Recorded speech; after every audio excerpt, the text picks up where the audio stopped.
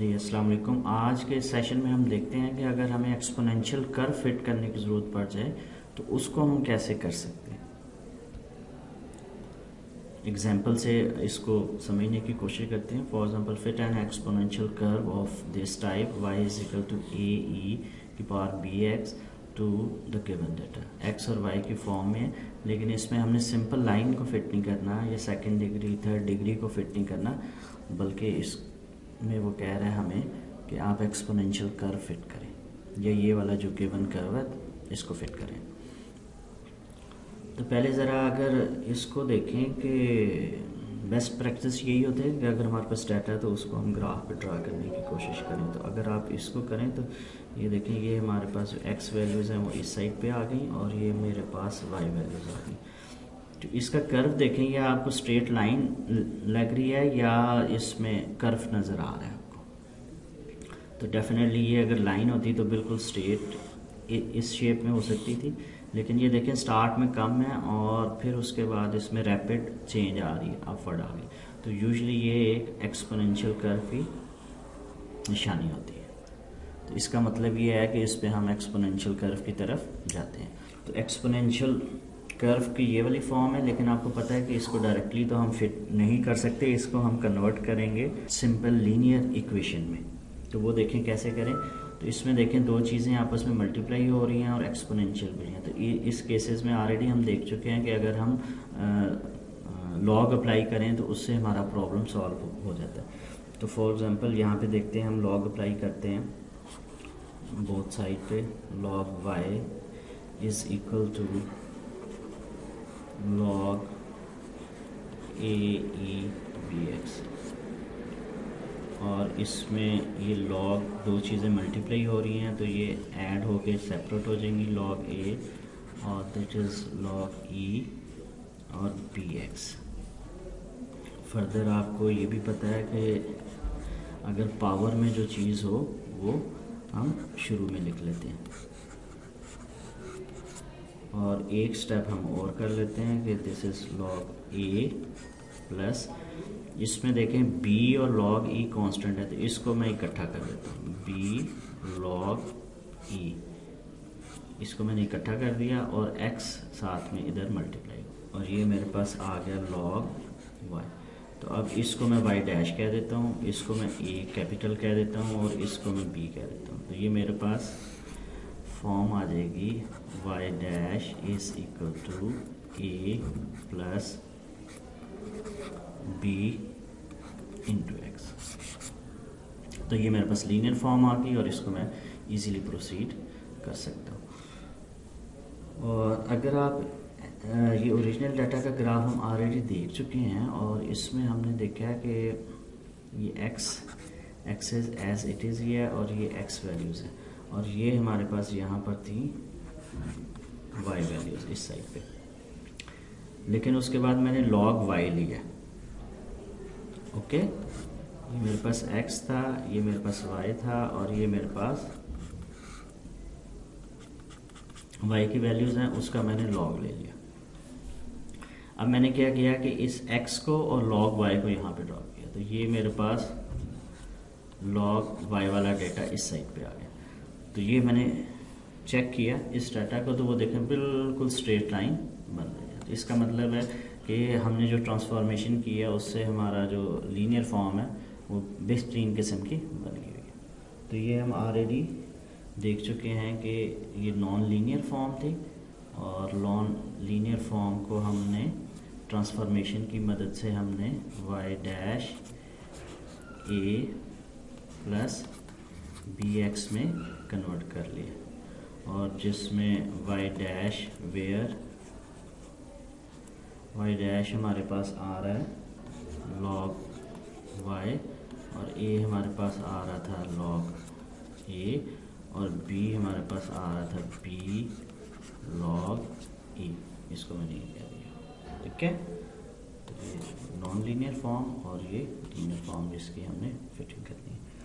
तो ये अगर देखें आप, हमारे पास लीनियर इक्वेशन थी जो स्टैंडर्ड की लीनियर इक्वेशन फॉर्म होती है। तो इसमें आपको पता है b का फार्मूला ये होता है और a का फार्मूला ये वाला होता है। आप कई दफ़ा इसको कर चुके हैं। अब देखें ये इक्वेशन जो हमारे पास वहाँ पे थी और इसकी नई शेप ये बन गई है, जो भी गिवन इक्वेशन की जो नई शेप है। अब ये शेप और ये वाली आप देखें कि सेम सेम है। तो इसके बी का फार्मूला ज़रा मुझे बताएं कैसे बनेगा। देखें एन में कोई फ़र्क नहीं है, एन एज इट इज़ रहेगा, सम ऑफ एक्स ये भी रहेगा। वाई की जगह हमने वाई डैश यूज़ करना है, ये पता है ना आपको। यहाँ पर एक्स और वाई था, वाई यूज़ हुआ है, और यहाँ पर अब हमारे पास लॉग वाई, या इसको मैं वाई डैश कह देता हूँ, तो ये डाटा यूज़ हो रहा है, ठीक है। Minus sum of x as it is रहेगा, और सम ऑफ वाई, वाई की जगह क्या हम यूज़ कर रहे हैं, वाई डैश, और n sum of x square. नीचे आप देखें कोई भी वाई की टर्म नहीं है, तो ये एज इट इज़ वही आ जाएगा। तो अब इस फार्मूले में और इस फार्मूले में जस्ट चेंज किया है कि इधर वाई यूज़ हो रहा है टिपिकल, और यहाँ पर हमने वाई डैश ले लिया।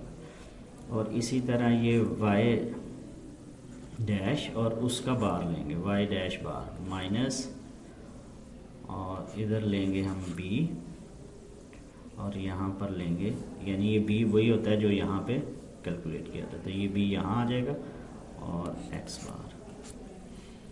तो ये जस्ट फार्मूला है, अगर इसको हम प्रोसीड करें तो देखें कैलकुलेशन कैसे हो जाए। तो ये मेरे पास ओरिजिनल वैल्यूज़ हैं एक्स और वाई की फॉर्म में। अब वाई की जगह मैंने वाई को ट्रांसफॉर्म कर दिया और किसमें, लॉग वाई में, और ये मेरे पास है वाई डैश। तो रिक्वायर्ड कैलकुलेशन अब आपको पता है कि ए और बी फाइंड आउट करने के लिए क्या है।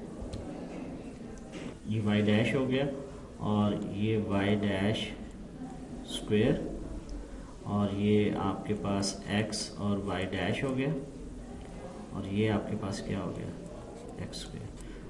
तो आप देखें कि यही चीज़ें हमें फार्मूले में चाहिए थी। तो ये इजीली आप इसको मैनुअल कैलकुलेटर से भी कर सकते हैं, या इस डाटा को एक्सेल में ले जाएं और एक्सेल में जाके ये वाली सिंपल मल्टीप्लिकेशंस कर लें, तो आपके पास ये वाला रिज़ल्ट आ जाएगा। और एंड पे यहाँ पर मैंने इसका सम कर दिया, तो ये मेरे पास आ गया n, इसमें 6 आ चुका है, और सम ऑफ x मेरे पास आ चुका है 21, और सम ऑफ y डैश ये वाला आ गया हुआ है, ये y डैश है, और सम ऑफ y डैश का स्क्वायर ये आ चुका है, और सम ऑफ x y डैश ये वाला ये वैल्यू आ चुकी है, और इसी तरह सम ऑफ एक्स स्क्वेयर ये वाली आ चुकी है। तो ये वैल्यूज़ आगे हमने पुट करके सॉल्व करना। तो बी के फार्मूले में अब अगर हम ये वैल्यूज़ पुट करने की कोशिश करें, तो ये देखें n मेरे पास 6 है, और ये मेरे पास आ चुका है 37.1911 माइनस सम ऑफ x मेरे पास 21, और ये मेरे पास आ चुका है 2582, और बॉटम में मेरे पास आएगा 6 और इंटू 91 माइनस 21, और इसका मैंने स्क्वायर करना है। अब ये अगर ऊपर वाली साइड को आप सॉल्व करें तो it should B 49.72, and the bottom value should be 105. Further division, it will give you an answer 0.47. So this is the value of B. Next अब हम ए निकाल लेते हैं। तो ए का आपको पता है कि इसमें हमने क्या करना है, वेरी सिंपल। ए में 1.3764, तो ये वाई डैश आपको पता है हम कैसे निकाल सकते हैं, sum of y dash divided by n, और इसी तरह एक्स बार का फार्मूला आपको पता है, sum of x divided by n. तो ये वैल्यूज़ आप इजीली निकाल सकते हैं। यहाँ पर हम बी की वैल्यू वही डालेंगे जो ऊपर जस्ट हमने अभी कैलकुलेट की है, और इसके साथ एक्स बार मेरे पास आ रहा है 3.5। इसको मल्टीप्लाई करें और सिंप्लीफाई करें तो ये आपके पास आ गया -2811। तो ये मेरे पास ए आ गया।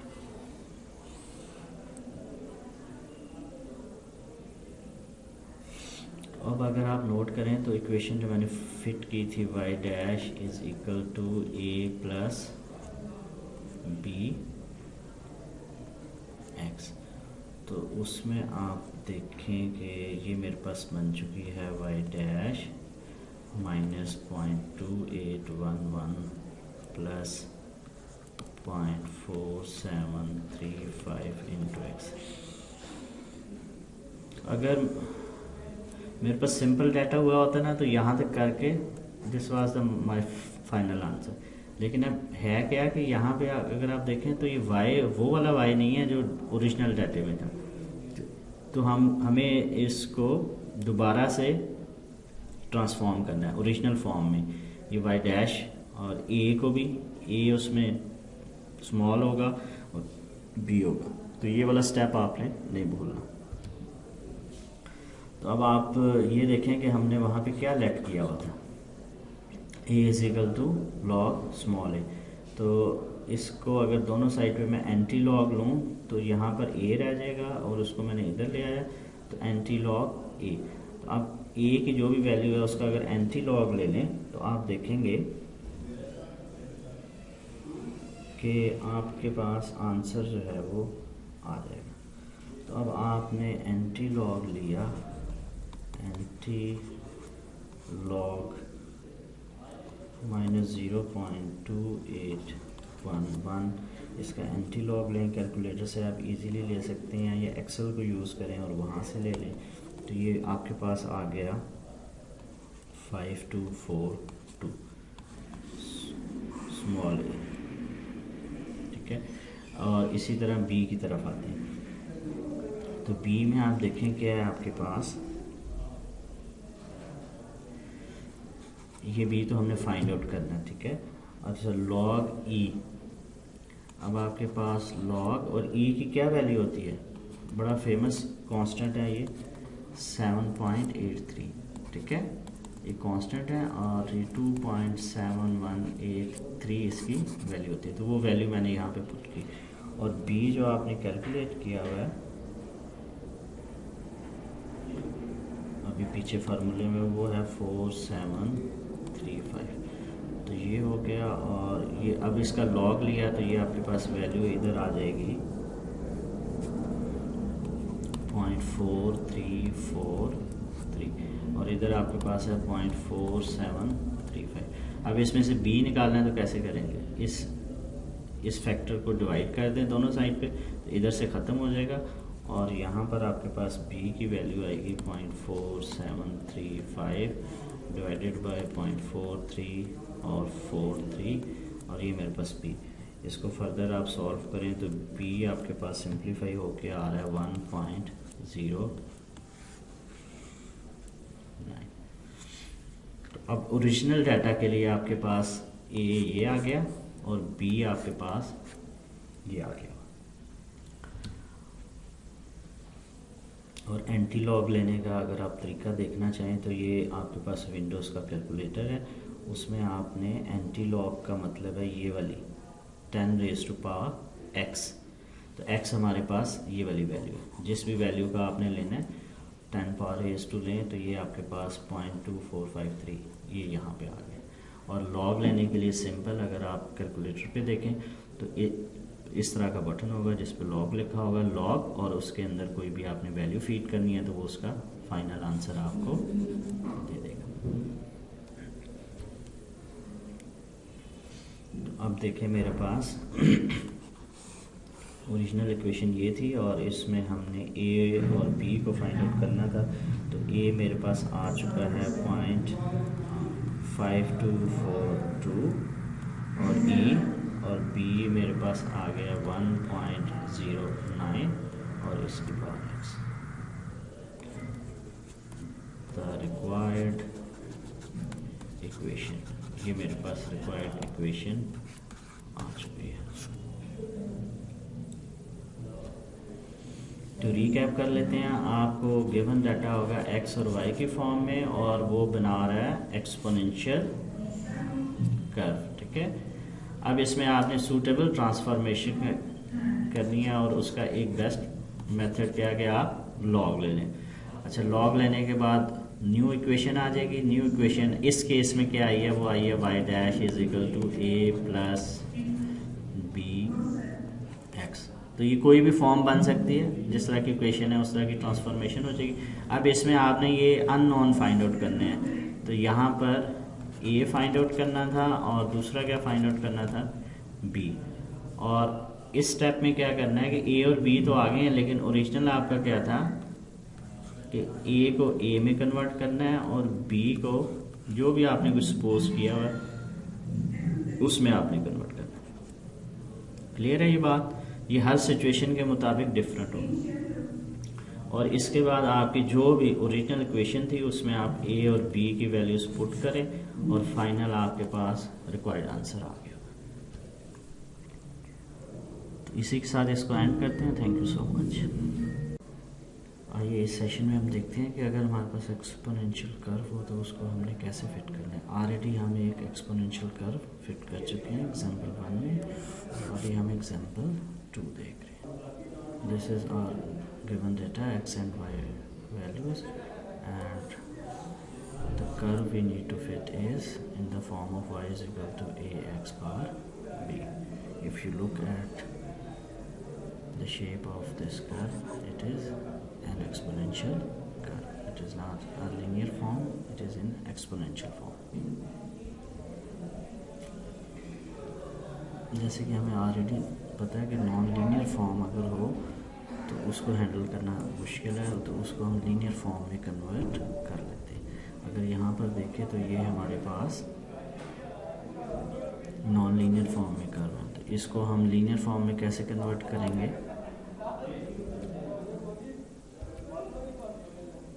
जी ऑलरेडी भी हम देख चुके हैं। यहाँ पे देखें कि अगर हम इसका लॉग ले लें दोनों साइड पे, तो ये मैं लेता हूँ log y is equal to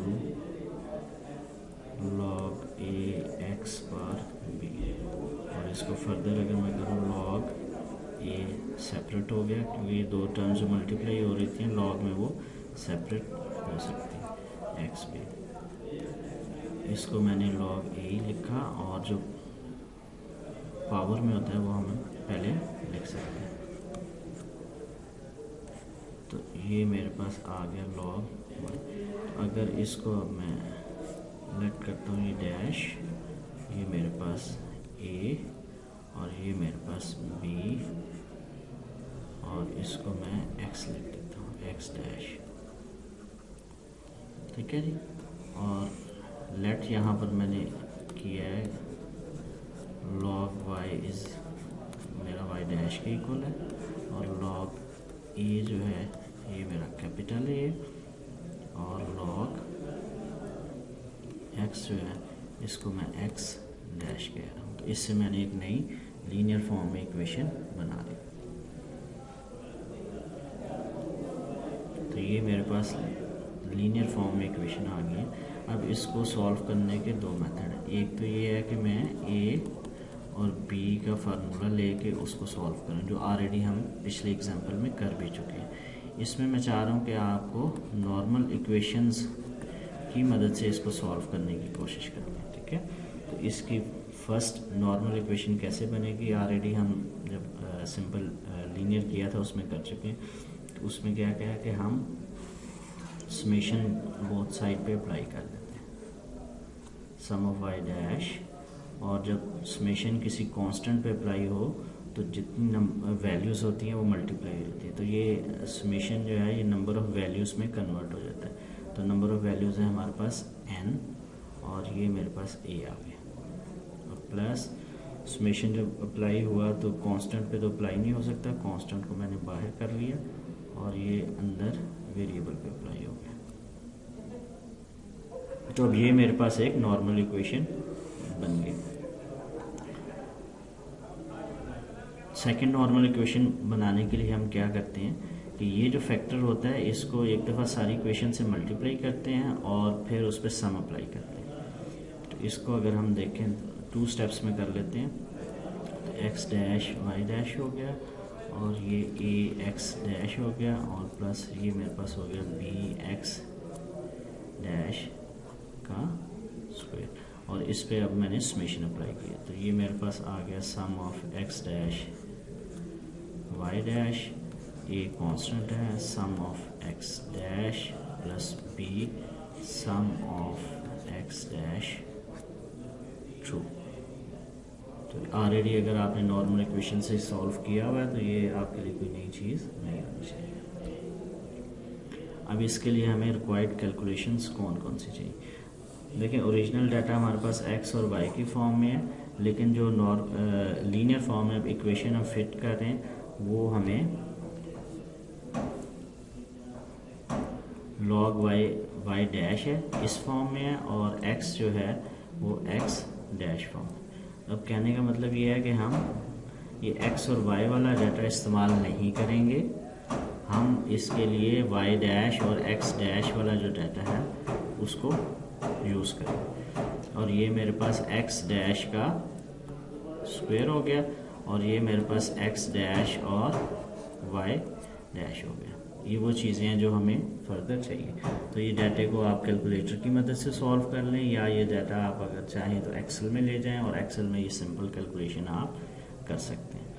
तो ये मेरे पास लॉग वाई की वैल्यूज़ आ गई, लॉग एक्स आ गया, लॉग एक्स का स्क्वायर आ गया और लॉग एक्स और लॉग वाई का मल्टीप्लाई गया। और ये जो लास्ट वाली रो है इसमें मैंने ये तमाम वैल्यूज़ को सम अप कर दिए। तो अगर n देखें तो मेरे पास 6 आ गया हुआ है और ये मेरे पास आ जाएगा सम ऑफ वाई डैश, उसकी वैल्यू ये आ गई और ये मेरे पास आ गया सम ऑफ एक्स डैश, इसकी वैल्यू ये आ गई और it will be my x square dash and this is my sum of x square dash and y dash. We will use these values to find a and b. तो सबसे पहले हम देखते हैं कि इस इक्वेशन को मैं कह देता हूँ इक्वेशन नंबर 1 और ये मेरे पास इक्वेशन नंबर 2। तो ये 2 नॉर्मल इक्वेशंस मेरे पास आ गई। अब सबसे पहले हम क्या करते हैं, इनमें वैल्यूज़ पुट करके इनकी ज़रा शेप देखते हैं क्या बन रही है। तो ये मेरे पास ये वाली इक्वेशन बन जाएगी आफ्टर पुटिंग द वैल्यूज़ 4.3133 और n मेरे पास 6 है और ये मेरे पास a आ गया और b की और सम ऑफ x डैश की वैल्यू मेरे पास आई है 2.8574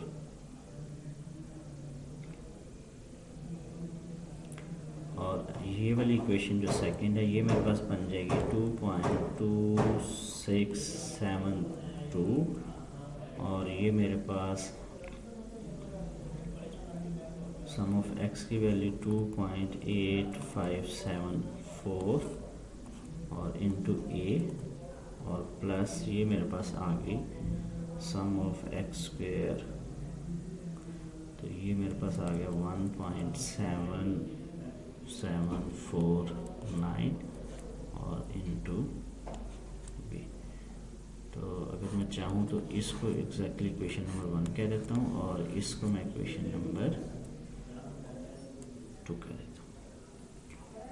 अब देखिए मैंने इसको इस तरह सॉल्व करना है कि या तो इसमें से a वाली टर्म कट जाए या b वाली। तो मैं a वाली टर्म को काटने की कोशिश करता हूँ। अब a वाली टर्म को मैं कैसे काटूँगा, तो उसकी एक टेक्निक तो ये है कि इन दोनों को हमने सेम करना है। तो सेम ये 6 है, बड़ी टर्म है, इसका मतलब है इसको किसी फैक्टर से मैं मल्टीप्लाई करूँ और तो ये 6 बन सकता है। 6 बन जाएगा तो इन दोनों को मैं माइनस करूँगा, 6 कैंसिल हो जाएगा। अब वो कौन सा फैक्टर है उसके लिए आप सिंपल करें कि साइड पे ये 6 को डिवाइड कर दें आप 2.8574 से। तो ये आपके पास वैल्यू जो आ जाएगी वो आ रही है 2.0998 और 8। ठीक है जी, ये वैल्यू आ गई। अब देखें यानी इस फैक्टर को मल्टीप्लाई करेंगे तो वो 6 बन जाएगा। तो आप now multiply equation number 2 with किस वैल्यू से 2.0998। तो ये हम देख लेते हैं। तो ये मेरे पास मल्टीप्लाई होके आ जाएगा 4.7607 और ये मल्टीप्लाई उस टर्म से होगा तो ये बन गया 6a और ये मेरे पास आ गया 3.7270 और ये भी, और इसको मैं कह देता हूँ इक्वेशन नंबर 3। तो अब अगर आप देखें इक्वेशन नंबर आपके पास 1 और 3, ठीक है। इसको अगर हम करते हैं सब्ट्रैक्ट इक्वेशन 1 फ्रॉम इक्वेशन 3, इससे सब्ट्रैक्ट कर देते हैं। तो यहीं से मैं कर देता हूँ। देखें इसमें से मैंने ये वैल्यू सब्ट्रैक्ट की तो मेरे पास वैल्यू आ गई 0.4474। अच्छा, अब मैंने सब्ट्रैक्ट क्या करना है, इसको और इसको। तो ये देखें ये और ये अगर आपस में सब्ट्रैक्ट होंगे तो इट विल बिकम 0 और प्लस ये मेरे पास सब्ट्रैक्ट होके ये b का ये वाला फैक्टर और ये वाला फैक्टर, ये जब आप सब्ट्रैक्ट करेंगे it should be 0.8696 into b. तो अब इसमें से b कैसे निकालेंगे, इसको उधर ले जाएं और डिवाइड करें। तो this implies b is equal to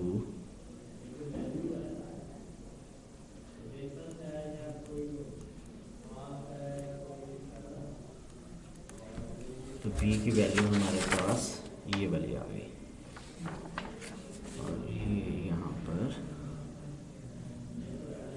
definitely. तो ये मेरे पास फाइनल b की वैल्यू। अब हम क्या करते हैं, इसमें जो वैल्यू b की हमने फाइंड आउट की है वो इसमें पुट करते हैं और इस इक्वेशन को सॉल्व करते हैं। तो ये मेरे पास इक्वेशन थी 4.3133 और ये मेरे पास 6a आया हुआ है और ये मेरे पास था b की अभी जो वैल्यू मैंने फाइंड आउट किया 0.5145 और x already की वैल्यू हमारे पास है 8574। तो ये बेसिकली देखें तो ये इक्वेशन नंबर 1, ठीक है। अब इसको आप फर्दर सॉल्व कर सकते हैं। ये मेरे पास आ जाएगा 2.8432 इज इक्वल टू 6a। इन दोनों को मैंने मल्टीप्लाई किया और ये इधर आके इसमें से माइनस हुआ तो ये मेरे पास फैक्टर है। अब ये मैंने a रखना है, 6 की जोड़ नहीं, तो 6 से इसको भी डिवाइड कर दूंगा, इसको भी डिवाइड करूंगा। तो मेरे पास a की वैल्यू आ गई 0.4739। तो ये जो लीनियर फॉर्म वाली इक्वेशन थी उसमें मुझे कैपिटल A चाहिए था, वो मैंने फाइंड आउट कर लिया और स्मॉल b फाइंड आउट कर लिया जो कि था। लेकिन अगर एक इसमें आप पॉइंट नोट करें तो ओरिजिनल जो इक्वेशन थी उसमें तो a नहीं था, उसमें तो हमें जो फाइंड आउट करनी है वो a की वैल्यू फाइंड आउट करनी है। तो इसका मैंने एंटी लॉग लिया, एंटी लॉग ऑफ a की वैल्यू इसमें फीड करें 0.04739। ये लॉग आप जो एंटी लॉग है ये आप एक्सेल में भी ले सकते हैं और जो कैलकुलेटर होता है उसमें भी फंक्शन होता है, ठीक है। ये अगर आप प्रोसेस करेंगे तो it will give you the answer 1.61। और अगर आप देखना चाहें कि एंटी लॉग और लॉग कैसे लेना है तो सबसे पहले लॉग कैसे लेना है, आपके पास सिंपल डिफरेंट कैलकुलेटर्स में डिफरेंट ऑप्शन होती हैं। पहले लॉग प्रेस करें, फिर उसमें जिस वैल्यू का लॉग लेना है वो प्रेस करें और इक्वल का साइन प्रेस करें तो आंसर आ जाना चाहिए। कुछ में ये है कि आप पहले वैल्यू ये फीड कर दें और उसके बाद बताएंगे क्या इस पे अप्लाई करना है। तो लॉग अप्लाई करें, इक्वल का साइन प्रेस करें तो ये वैल्यूज़ आपके पास आ जाएगी। और लॉग का अपोजिट जो है वो एंटी लॉग है। एंटी लॉग कैलकुलेटर पे लिखा नहीं होगा कि एंटी लॉग, लेकिन 10 रेज टू पावर x का मतलब एंटी लॉग होता है, तो ये यूजुअली लॉग एंटी लॉग साथ साथ ही होते हैं, ऐसे कर सकते हैं। अगर आपने एक्सेल में कैलकुलेट करना है तो एक्सेल में भी आप इक्वल का साइन लिखें और 10 रेज टू पावर, ये रेज पावर का सिंबल है, और यहाँ पर जिस भी वैल्यू का आपने एंटी लॉग लेना है वो लिख दें, ठीक है।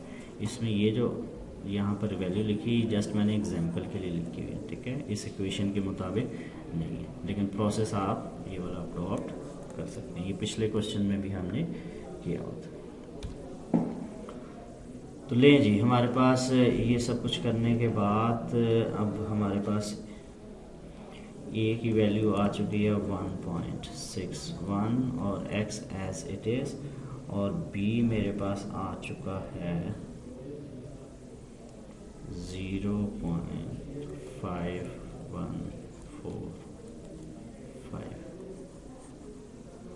This is the required equation और ये एक्सपोनेंशियल फॉर्म है। क्लियर हो गया जी। तो रीकैप अगर इसको कर लें तो हमारे पास डाटा था x और y की फॉर्म में था, और उस पर हमने देखा कि एक्सपोनेंशियल कर्व फिट करना है, तो हमने एक्सपोनेंशियल कर्व जो हमारे पास गिवन था उसकी सूटेबल ट्रांसफॉर्मेशन की, जो कि एक्सपोनेंशियल से हमने उसको कन्वर्ट कर दिया लीनियर फॉर्म में। तो लीनियर फॉर्म में हमारे पास जो वैल्यूज़ हैं वो यूज़ करनी पड़ी हमें y डैश और x डैश, जिसमें हमने लॉग y डैश के लिए लॉग y की वैल्यूज़ यूज़ की और x डैश के लिए लॉग x की वैल्यूज़ यूज़। इन वैल्यूज़ को यूज़ करके और सिंपल लीनियर इक्वेशन निकालने के बाद यहाँ पर हमने क्या किया कि नॉर्मल इक्वेशंस की मदद से सॉल्व करने की कोशिश की। आप चाहें तो इसी डाटा को लेके आप फार्मूले की मदद से भी सॉल्व कर सकते हैं। यहाँ पर हमने इसको नॉर्मल इक्वेशंस की मदद से सॉल्व किया। नॉर्मल इक्वेशंस से सॉल्व करने के बाद हमारे पास वैल्यूज़ आ गई थी ए की और बी की, तो जबकि ओरिजिनल हमें चाहिए ए और बी, तो बी को तो हमें चेंज करने की ज़रूरत नहीं थी। ए को फिर हमने एंटी लॉग लेके दोबारा हमने किस में कन्वर्ट किया, ए में। तो यहाँ पर हमें ए और बी की फॉर्म में जो रिक्वायर्ड कोफिशिएंट्स होते हैं अननोन, वो हमने फाइंड आउट कर लिया। इसी के साथ इसको एंड करते हैं। Thank you so much.